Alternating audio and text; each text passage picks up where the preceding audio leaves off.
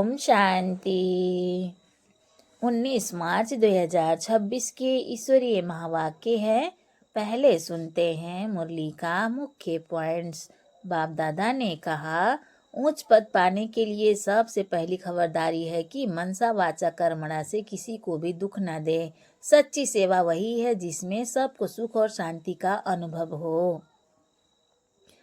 किसी भी परिस्थिति में क्रोध नहीं आना चाहिए, क्योंकि क्रोध आत्मा की शांति और शक्ति को समाप्त कर देता है। क्रोध से किया गया कर्म पद को नीचे गिरा देता है। बाप का बनकर रुद्र यज्ञ में विघ्न रूप नहीं बनना है। सेवा में विघ्न डालना 21 जन्मों के भाग्य को कम कर देता है। केवल मुख से बाबा बाबा कहना पर्याप्त नहीं, बल्कि चलन भी रॉयल और सच्ची होनी चाहिए। व्यवहार ही असली पहचान है। श्रीमत पर चलकर ही मनुष्य से देवता बनने की प्रक्रिया पूरी होती है। इसमें देरी नहीं लगती अगर पुरुषार्थ सच्चा और निरंतर हो।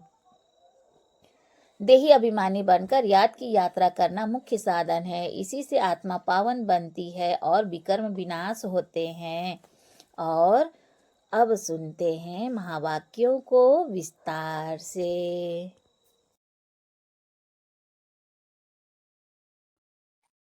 मुरली का सार। मीठे बच्चे, जैसे बाप दादा दोनों निरंकारी हैं, देही अभिमानी है, ऐसे फॉलो फादर करो तो सदा उन्नति होती रहेगी। मीठे बच्चे, जैसे बाप दादा दोनों निरहंकारी हैं, देही अभिमानी है, ऐसे फॉलो फादर करो तो सदा उन्नति होती रहेगी।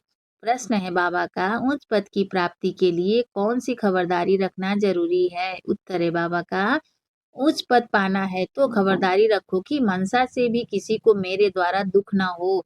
किसी भी परिस्थिति में क्रोध ना आए। बाप का बनकर बाप के कार्य में इस रुद्र यज्ञ में विघ्न रूप न बने। अगर कोई मुख से बाबा बाबा कहे और चलन रॉयल ना हो तो उच्च पद नहीं मिल सकता। ओम शांति। बच्चे अच्छी तरह से जानते हैं कि बाप से वर्षा पाना है जरूर। बच्चे अच्छी तरह जानते हैं कि बाप से वर्षा पाना है जरूर। कैसे? श्रीमत पर बाप ने समझाया है। एक ही गीता शास्त्र है जिसमें श्रीमद् भगवानुवाच है। भगवान को सबका बाप है। भगवान तो सबका बाप है। श्रीमद् भगवानुवाच तो जरूर भगवान ने आकर सृष्टि बनाया होगा, तब तो उसकी महिमा है। श्रीमद् भगवत गीता अर्थात श्रीमद् भगवानुवाच। श्रीमद् भगवत गीता अर्थात श्रीमद् भगवानुवाच। भगवान तो जरूर उच्च से उच्च ठहरा। श्रीमद् भी उस ही एक शास्त्र में गाई हुई है और कोई शास्त्र में श्रीमद् भगवानुवाच नहीं है। श्री श्रीमद् किसकी होनी चाहिए? वह लिखने वाले भी समझ न सके उसमें भूल क्यों हुई है। उसमें भूल क्यों हुई है वह भी बाप आकर समझाते हैं। रावण राज्य शुरू होने से ही रावण मत पर चल पड़ते हैं। रावण राज्य शुरू होने से ही रावण मत पर चल पड़ते हैं। पहले कड़े ते कड़ी भूल इन रावण मत वालों ने की है। रावण की चमाट लगती है। जैसे कहा जाता है शंकर प्रेरक है, बॉम्ब्स आदि बनवाए हैं, वैसे 5 विकारों रूपी रावण प्रेरक है मनुष्य को पतित बनाने का। तब तो पुकारते हैं पतित पावन आओ। तो पतित पावन एक ही ठहरा ना। इससे सिद्ध है कि पतित बनाने वाला और है। इससे सिद्ध है कि पतित बनाने वाला और है, पावन बनाने वाला और है। दोनों एक हो नहीं सकते। यह बातें तुम ही समझते हो नंबरवार पुरुषार्थ अनुसार। ऐसे मत समझना कि सभी को निश्चय है, नंबरवार है। जितना निश्चय है उतनी खुशी बढ़ती है। जितना निश्चय है उतनी खुशी बढ़ती है। बाप की मत पर चलना होता है। श्रीमत पर हमको यह स्वराज्य पद पाना है। मनुष्य से देवता बनने में देरी नहीं लगती है। तुम पुरुषार्थ करते हो, मम्मा बाबा को फॉलो करते हो, जैसे वह आप समान बनाने की सर्विस कर रहे हैं। तुम भी समझते हो हम क्या सर्विस कर रहे हैं और मम्मा बाबा क्या सर्विस कर रहे हैं। बाबा ने समझाया था कि शिव बाबा और ब्रह्मा दादा दोनों इकट्ठे हैं, तो समझना चाहिए कि सबसे नजदीक हैं। इनका ही संपूर्ण रूप सूक्ष्म वतन में देखते हैं। इनका ही संपूर्ण रूप सूक्ष्म वतन में देखते हैं तो जरूर यह तीखा होगा, परंतु जैसे बाप निरहंकारी है, देही अभिमानी है, वैसे यह दादा भी निरहंकारी है। कहते हैं कि शिव बाबा ही समझाते रहते हैं। जब मुरली चलती है तो बाबा खुद कहते हैं कि समझो कि शिव बाबा इन द्वारा सुना रहे हैं। यह ब्रह्मा भी ज़रूर सुनता होगा। यह न सुने यह न सुने और न सुनाए तो ऊँच पद कैसे पाए? परंतु अपना देह अभिमान छोड़ कहते हैं कि ऐसे समझो कि शिव बाबा ही सुनाते हैं। हम पुरुषार्थ करते रहते हैं, शिव बाबा ही समझाते हैं। इसने तो पतितपना पास किया हुआ है। मम्मा तो कुमारी थी, तो ऊँचा तो मम्मा ऊँच चली गईं। तुम भी कुमारियाँ मम्मा को फ़ॉलो करो। तुम भी कुमारियाँ मम्मा को फ़ॉलो करो। गृहस्थियों को बाबा को फ़ॉलो करना चाहिए। तुम भी कुमारियाँ मम्मा को फ़ॉलो करो। गृहस्थियों को बाबा को फ़ॉलो करना चाहिए। हर एक को समझना है कि मैं पतित हूँ, मुझे पावन बनना है। मुख्य बात बाप ने यात्रा की सिखलाई है। इसमें देहाभिमान नहीं रहना चाहिए। अच्छा कोई मुरली नहीं सुना सकते तो याद की यात्रा पर रहो। यात्रा पर रहते मुरली चला सकते हैं। यात्रा पर रहते मुरली चला सकते हैं, परंतु यात्रा भूल जाते हैं तो भी हर्जा नहीं, परंतु यात्रा भूल जाते हैं तो भी हर्जा नहीं। मुरली चलाकर फिर यात्रा पर लग जाओ, क्योंकि वह वाणी से परे वानप्रस्थ अवस्था है। मूल बात है देही अभिमानी हो, बाप को याद करते रहें। मूल बात है देही अभिमानी हो, बाप को याद करते रहें और चक्र को याद करते रहें। किसी को दुःख न दें, यही समझाते रहें। बाप को याद करो, यहाँ है यात्रा। मनुष्य जब मरते हैं तो कहते हैं स्वर्ग पधारा। अज्ञान काल में कोई स्वर्ग को याद नहीं करते हैं। स्वर्ग को याद करना माना यहाँ से मरना, ऐसे तो कोई याद नहीं करते। अभी तुम बच्चे जानते हो हमको वापस जाना है। बाप कहते हैं जितना तुम याद करेंगे उतना खुशी का पारा चढ़ेगा, वर्षा याद रहेगा। जितना बाप को याद करेंगे उतना हर्षित भी रहेंगे। बाप को याद ना करने से मूझते हैं, गुटखा खाते रहते हैं। तुम इतना समय याद कर नहीं सकते, तुम इतना समय याद कर नहीं सकते। बाबा ने आशिक मासूक का मिसाल बताया है। वह भल धंधा करते हैं और वह भल चरखा चलाती रहती, तो भी उसके सामने मासूक आकर खड़ा हो जाता। आशिक मासूक को याद करते, मासूक फिर आशिक को याद करते। यहाँ तो सिर्फ तुमको एक बाप को याद करना है। यहाँ तो सिर्फ तुमको एक बाप को याद करना है। वह सबका मासूक है। तुम बच्चे लिखते हो कि बाबा आप हमको याद करते हो। तुम बच्चे लिखते हो कि बाबा आप हमको याद करते हो। अरे जो सबका मासूक है वह फिर तुम आशिकों को याद कैसे कर सकेंगे? हो नहीं सकता। वह है ही मासूक, आशिक बन नहीं सकता। तुमको ही याद करना है, तुम हर एक को आशिक बनना है। उस एक मासूक का अगर वह आशिक बने तो कितने को याद करे? यह तो हो नहीं सकता। कहता है कि मेरे ऊपर पापों का बोझ थोड़े ही है, जो किसको याद करूं? तुम्हारे ऊपर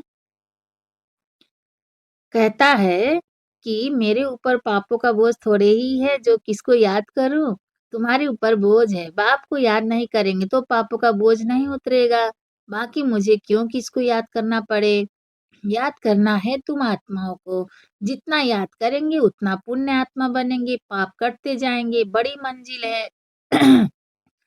देही अभिमानी बनने में ही मेहनत है। यह नॉलेज सारी तुमको मिल रही है।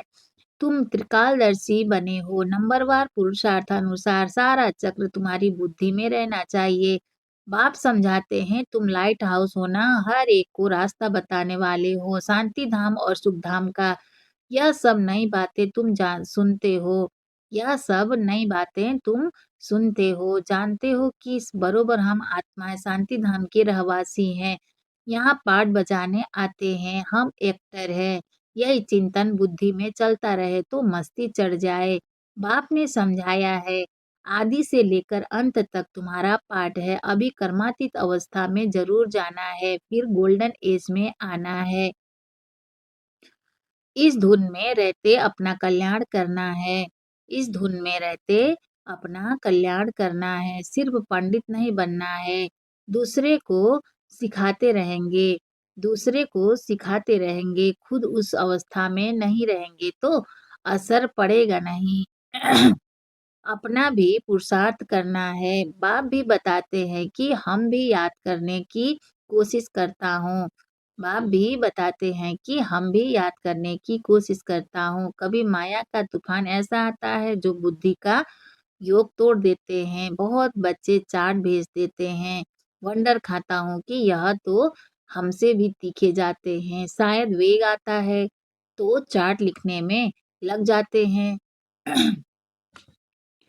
परंतु ऐसी अगर तीखी दौड़ी पहने तो नंबर 1 में चले जाएँ, परंतु नहीं, वह सिर्फ़ चार्ट लिखने तक है। ऐसे नहीं लिखते कि बाबा इतनों को आप समान बनाया और वह भी लिखे, बाबा हमको इसने यह रास्ता बताया है। ऐसा समाचार नहीं आता है, तो बाबा क्या समझेंगे? सिर्फ़ चार्ट भेजने से काम नहीं चलता, आप समान भी बनाना है। रूप और बसंत दोनों बनना है, नहीं तो बाप समान नहीं ठहरे। रूप भी बसंत भी एक्यूरेट बनना है, इसमें ही मेहनत है। देह अभिमान मार डालता है। रावण ने देही अभिमानी बनाया है, अभी तुम देही अभिमानी बनते हो। फिर आधा कल्प के बाद माया रावण देह अभिमानी बनाती है। देही अभिमानी तो बहुत मीठा बन जाते हैं। संपूर्ण तो अभी कोई भी बना नहीं है, इसीलिए बाबा हमेशा कहते हैं कि किसी के भी दिल को रंज नहीं करना है, दुःख नहीं देना है, सबको बाप का परिचय दो। बोलने बोलने करने की भी बड़ी रॉयल्टी चाहिए। बोलने चालने की भी बड़ी रॉयल्टी चाहिए। ईश्वरीय संतान के मुख से सदैव रत्न निकलने चाहिए। तुम मनुष्यों को जियदान देते हो, रास्ता बताना है और समझाना है। तुम परमात्मा के बच्चे हो ना, उनसे तुमको स्वर्ग की राजाएँ मिलनी चाहिए। फिर अब वह क्यों नहीं है, याद करो बरोबर बाप से वर्षा मिला था ना। तुम भारतवासी देवी-देवताएँ थे, तुमने ही 84 जन्म लिए। तुम समझो कि हम ही लक्ष्मी नारायण के कुल के थे। अपने को कम क्यों समझते हो? अपने को कम क्यों समझते हो? अगर कहते कि बाबा सब थोड़े ही बनेंगे तो बाबा समझ जाता कि यह इस कुल का नहीं। अभी से ही थिरकने लग पड़ा अभी से ही थिरकने लग पड़ा है। तुमने 84 जन्म लिए हैं, बाप ने 21 जन्मों की प्रारब्ध जमा कराई, वह खाया फिर न समाप्त होना। 21 जन्मों की प्रारब्ध जमा कराई, वह खाया फिर न समाप्त होना शुरू हो गई। बाप ने 21 जन्मों की प्रारब्ध जमा कराई, वह खाया फिर न समाप्त होना शुरू हो गई। कट चढ़ते चढ़ते तमो प्रधान कौड़ी मिसल बन पड़े हो। भारतीय 100% सॉल्वेंट था। इन्हों को यह वर्षा कहाँ से मिला? एक्टर्स ही बता सकेंगे ना, मनुष्य ही एक्टर है। उनको यह पता होना चाहिए कि इन लक्ष्मी नारायण को बादशाही मिली कहाँ से। कितनी अच्छी अच्छी पॉइंट्स हैं, जरूर आगे जन्म में ही यह राज्य भाग्य पाया होगा। बाप ही पतित पावन है। बाप कहते हैं कि मैं तुमको कर्म अकर्म और विकर्म की गति समझाता हूँ। रावण राज्य में मनुष्य के कर्म विकर्म हो जाते हैं, वहाँ तुम्हारे कर्म अकर्म होते हैं। वह है दैवीय सृष्टि। मैं रचता हूँ तो जरूर मुझे संगम पर आना पड़े। यहाँ है रावण राज्य, वह है ईश्वरीय राज्य। ईश्वर अब स्थापना करा रहे हैं। तुम सब ईश्वर के बच्चे हो, तुमको वर्षा मिल रहा है। भारतवासी ही सॉल्वेंट थे भारतवासी ही सॉल्वेंट थे, अब इंसॉल्वेंट बन गए हैं। यह बना बनाया ड्रामा है। इसमें फर्क नहीं हो सकता। सबका झाड़ अपना अपना है, वैरायटी झाड़ है ना। देवता धर्म वाले ही फिर देवता धर्म में आएंगे। क्रिश्चियन धर्म वाले अपने धर्म में खुश है और कोई औरों को भी अपने धर्म में खींच लिया है। भारतवासी अपने धर्म को भूलने के कारण वह धर्म अच्छा समझ चले जाते हैं। विलायत में नौकरी के लिए कितने जाते हैं क्योंकि वहाँ कमाई बहुत है। ड्रामा बड़ा वंडरफुल बना हुआ है, इसको समझने की अच्छी बुद्धि चाहिए। विचार सागर मंथन करने से सब कुछ समझ में आ जाता है। यह बना बनाया अनादि ड्रामा है।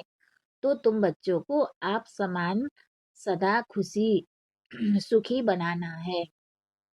तो तुम बच्चों को आप समान सदा सुखी बनाना है, यह तुम्हारा धंधा है। पतितों से पावन बनाना। जैसे बाप धंधा वैसे तुम्हारा धंधा। जैसे बाप का धंधा वैसे तुम्हारा। तुम्हारा मुखड़ा सदैव देवताओं जैसा हर्षित होना चाहिए खुशी में। तुम जानते हो हम विश्व के मालिक बनते हैं। तुम हो लवली चिल्ड्रेन। क्रोध पर बड़ी खबरदारी रखनी है। बाप आए हैं बच्चों को सुख का वर्षा देने। स्वर्ग का रास्ता सबको बताना है। बाप सुख करता दुख हरता है, तो तुमको भी सुख करता बनना है। किसको दुख नहीं देना है। दुख देंगे तो तुम्हारी सजा 100 गुना बढ़ जाएगी।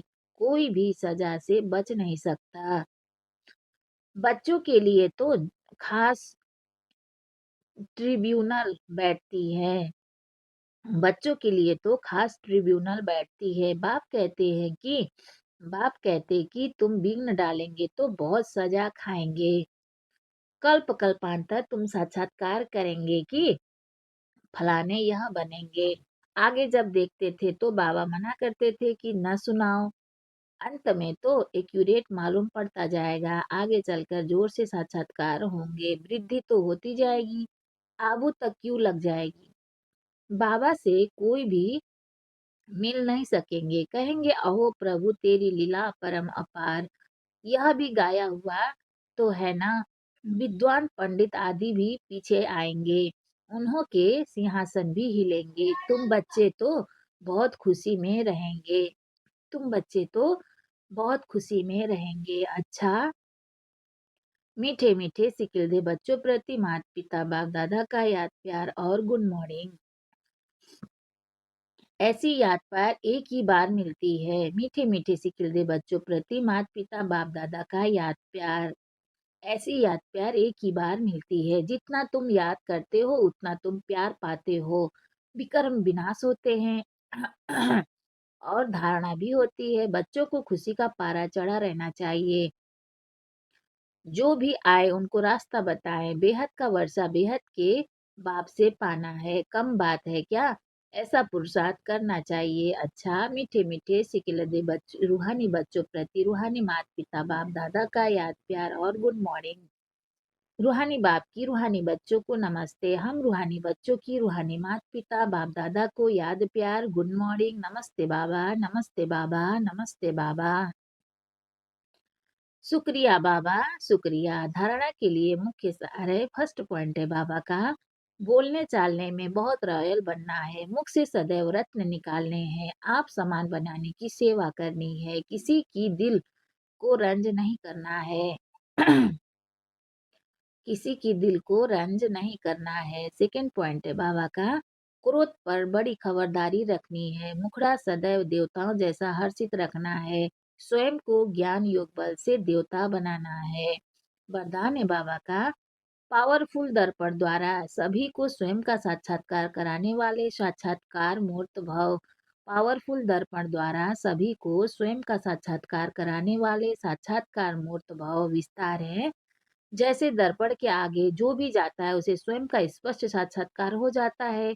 लेकिन अगर दर्पण पावरफुल नहीं तो रियल रूप के बजाय और रूप दिखाई देता है। होगा पतला दिखाई देगा मोटा। इसलिए आप ऐसे पावरफुल दर्पण बन जाओ जो सभी को स्वयं का साक्षात्कार करा सको। अर्थात आपके सामने आते ही देह को भूल अपने देही रूप में स्थित हो जाए। वास्तविक सर्विस यहाँ है। इसी से जय जयकार होगी। स्लोगन है बाबा का, शिक्षाओं को स्वरूप में लाने वाले ही ज्ञान स्वरूप प्रेम स्वरूप आत्मा है। शिक्षाओं को स्वरूप में लाने वाले ही ज्ञान स्वरूप प्रेम स्वरूप आत्मा है। अव्यक्त इशारे हैं बाबा का, निश्चय की फाउंडेशन को मजबूत कर सदा निर्भय और निश्चिंत रहो। विस्तार है, बाप में तो निश्चय है लेकिन अपने में भी निश्चय बुद्धि होकर कार्य करो तो फिर विजय ही विजय है। विजय के आगे समस्या कोई चीज नहीं है। फिर वह समस्या नहीं फ़ील होगी। फिर वह समस्या नहीं फ़ील होगी, लेकिन खेल फ़ील होगा। खेल खुशी से किया जाता है। कोई कार्य सहज होता है तो कहा जाता यह तो बाएँ हाथ का खेल है अर्थात सहज है, तो यह भी बुद्धि का खेल हो जाएगा। खेल में घबराएँगे नहीं। अच्छा, ओम शांति।